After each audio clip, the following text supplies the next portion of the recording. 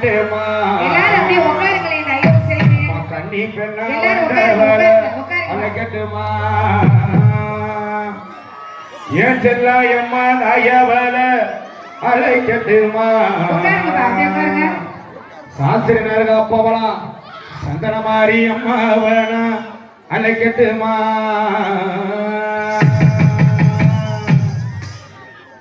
அம்மா அழைக்கட்டுமா அழைக்கட்டுமா